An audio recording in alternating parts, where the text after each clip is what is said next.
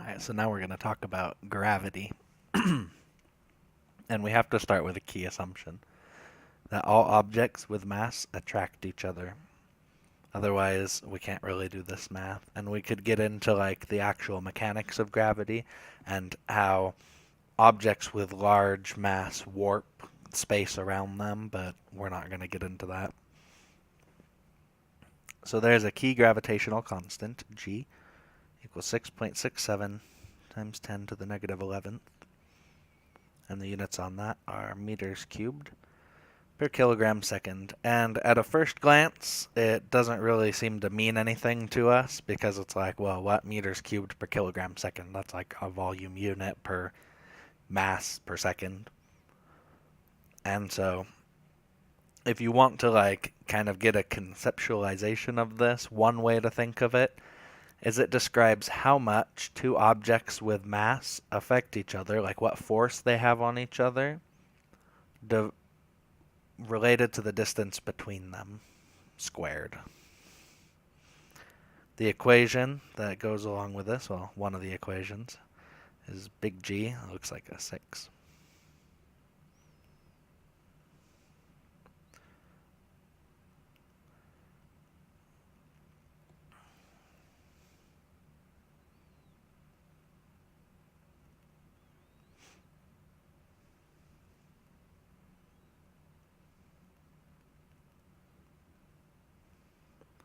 So R, you have to keep in mind, is the distance between the centers of mass.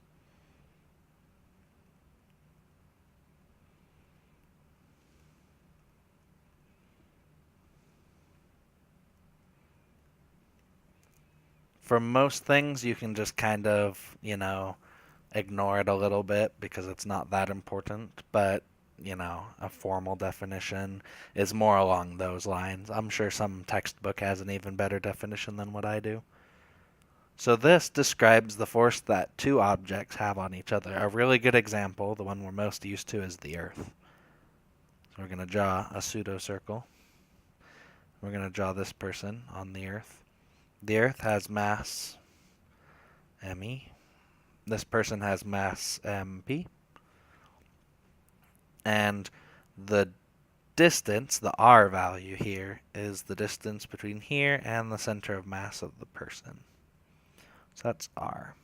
So now if you want to know how much the person weighs, Fg is equal to big G times m1 times m2 divided by r squared, where m1 is mass of the Earth and m2 is the mass of the person. And gravitational fields, little g, on Earth equals 9.8 meters per second squared near the surface. Comes from the equation gravitational acceleration is equal to big G times the mass of the object doing the accelerating divided by how far away whatever is in the gravitational field is from the center of mass of the object doing the pulling squared. And that sounds super convoluted, so we're going to draw a picture again. So an object, let's say in space, that far away from the Earth, right, here we go, R. Earth has mass me. There's a gravitational field towards the center of mass of the Earth, G.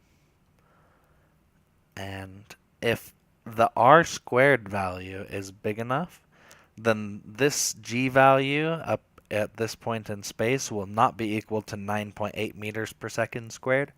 9.8 meters per second squared is an approximation if we assume that the Earth is a perfect sphere and that something is on the surface of it or close to the surface of it.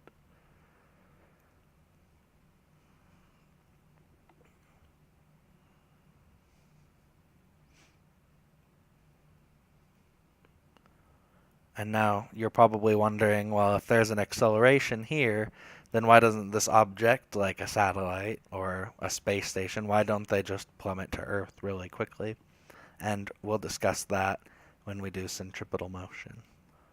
So in summary, weight, force due to gravity, is equal to big G mass of the first object, mass of the second object divided by the distance between them squared. And then little g, gravitational acceleration, is equal to big G times the mass of the object divided by the distance squared. And you'll see that these are nearly the same equation. It's just that you're missing another mass there, and that's because they really are the same equation. It's just that one is related to the other. You've also seen this as GM, and that's it.